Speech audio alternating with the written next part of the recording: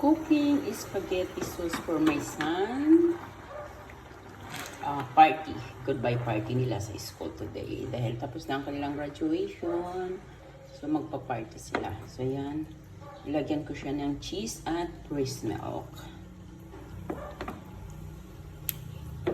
Breast milk para mas maging malasa.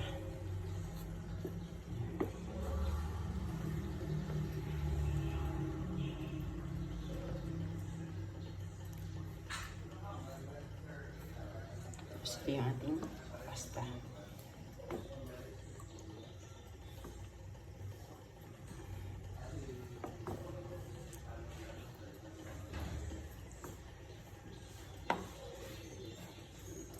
Lapot ito kasi hindi talaga ako naglalagay ng tubig sa aking spaghetti sauce.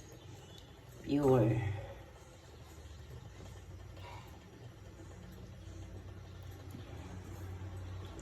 Ito. Pakuluin lang natin ito. Tapos i-ready na natin yung ating spaghetti sauce.